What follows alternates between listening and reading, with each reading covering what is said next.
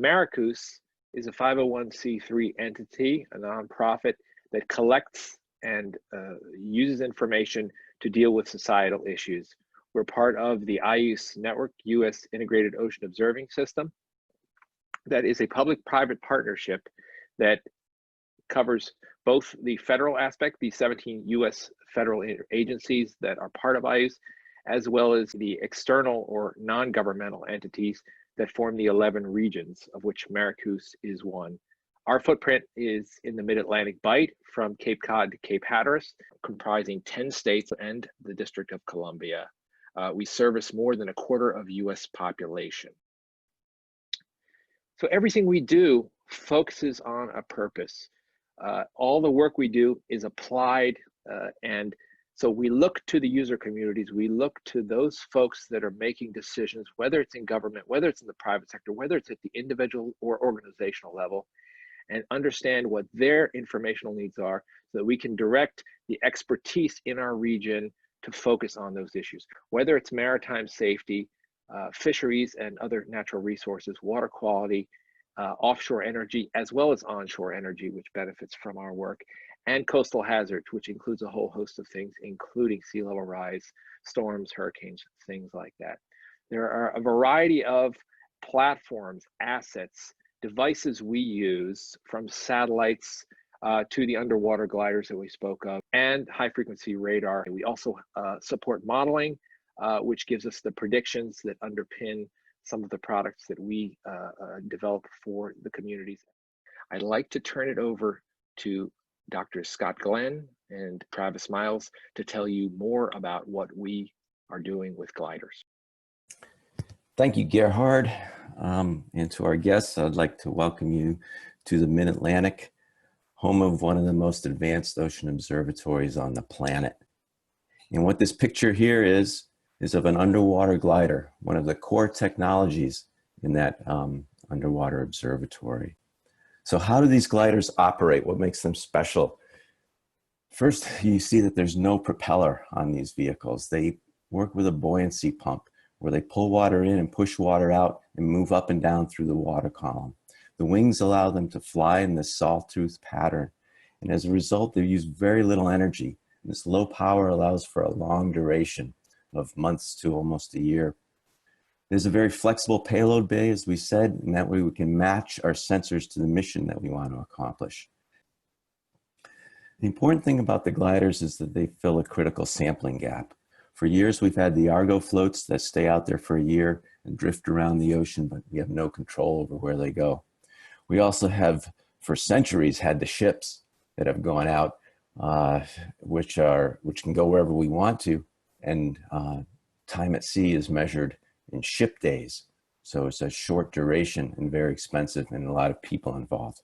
So the gliders are right there in the middle. They can be deployed from small vessels, right from our coastal areas, and be deployed anywhere in the world and controlled from home. As a result, they're useful in a lot of applications. Things like ecosystems and fisheries and offshore wind development. So over the last 40 years, we've had about $1 billion event each year, representing almost $1 trillion in damages and more than half of natural disaster losses in the US in that time period. So the first line of defense against storms, hurricanes, tropical cyclones, typhoons, is a good forecast. So here's two plots. These are from the National Hurricane Center. The left is a plot of the errors in our track forecast over the last 30 years. And the right plot is the errors in our intensity forecast. What you can see is that you see this downward slope in forecast error for tracks. We've actually seen about 200 to 400% improvement in our track forecast. So we know where storms are going to go pretty well. On the right, for the intensity forecasts, those improvements have not been matched. So basically, we have had very limited improvement in intensity forecasts over the last 30 years, especially at the 24 to 72 hour time frame. Evacuate and shelter in place decisions are usually made about 3 to 5 days in advance. So it's really important to get those intensity forecasts, which inform our storm surge modeling, which inform our emergency management decision making right. So the big part of getting those intensity forecasts right is the ocean. The ocean is that energy source for a hurricane that impacts intensities. What we've discovered is that the ocean is not the same in each region. It doesn't have the same impact on the atmosphere in each region.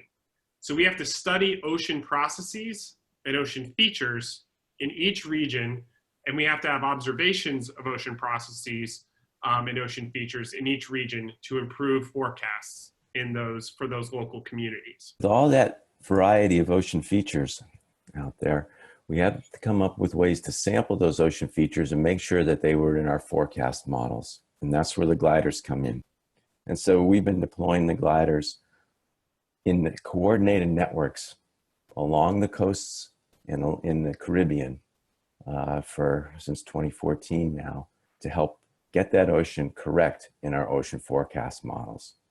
One of the beauties of the hurricane glider network that we are using is that whatever the glider mission is on, as long as it sends its data in to the USIU's Glider Data Assembly Center, that data will then be forwarded to all the operational forecast systems for assimilation in the model. So I'd like to segue into HF radar by introducing Dr. Hugh Rorty, who is our high frequency HF radar lead for the Mid-Atlantic, and he's based at Rutgers University. Hi, everyone.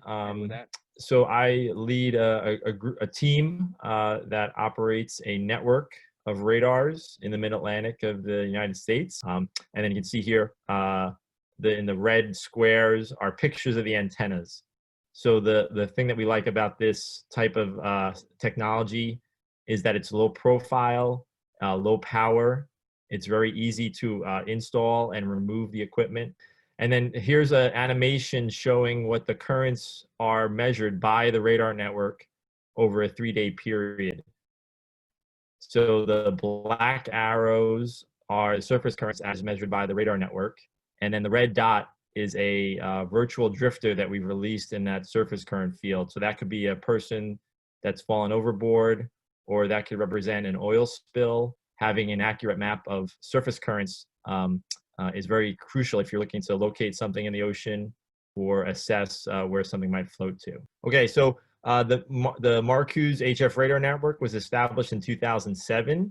The slides here show a comparison between HF radar currents on the right in blue, and then let's say an ocean model currents on the left in red. And so the benefit of the HF radar currents is that it reduces the search area by a factor of 3. And so this graphic here shows the growth of the Coast Guard's use for this product. And so we're averaging about 100 times per week. The Coast Guard is accessing the data and using it in their search and rescue operations and training. Biggest operational constraints that we have is how do we get the gliders out to sea and deployed. We can do most of the work in the laboratories with one person at a time, but then you have to get them out on a boat. And so that's why the small vessels are so important. Some of the concerns is our supply chain. How do we make sure all the new sensors that we need, that we've ordered for this year, do arrive in time for the hurricane season? If a glider breaks or is lost for some reason, how do we replace it without that supply chain in place? It shows that we have to have a bigger stockpile of spares and other platforms available for this important purpose, because the hurricanes are going to be coming whether there's a COVID response or not. The longer this continues, the more pressure is placed on our ability to service things as they may break down. Keep in mind, a good portion of the network is older than 10 years old, some 15 years old, which is more than the manufacturer suggests. And so the incidence of repairs goes up quite a lot. and our ability to maintain them, of course, is not able to keep up with that. As the pressure mounts, I think we find the things that we had hoped we would deal with over the long term becoming more critical. Our ability to fill the gaps in the entire surface current network. I think Congress identified early on the advantages of utilizing expertise on the front lines, like our colleagues at Rutgers University and some of the folks that work with them across the Mid-Atlantic and across the country, to not only put these resources out, these assets, in the most effective and efficient and flexible way, but to be able to build on that expertise and really fine tune and hone the system so that we're able to operate in such a cost-effective way and with such a high rate of success.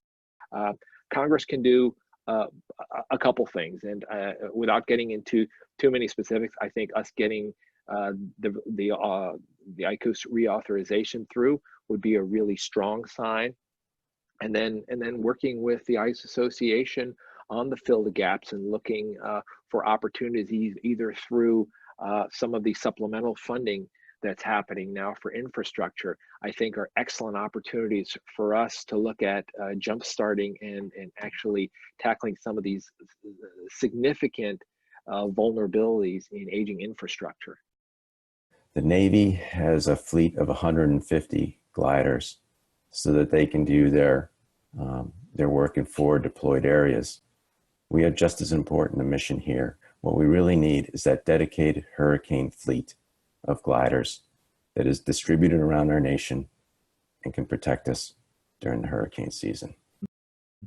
In the current pandemic that we're experiencing, we're getting a lot of guidance from models as to how the virus is spreading, but those models need to be validated with data. And we experience the same thing in the ocean. A lot of our guidance is given to us by ocean models, but then those models need measurements to make sure that they're valid and accurate. And so the radar network and some of the other measurements that we make within MARACOOS play that critical role to validate those ocean models that we rely upon.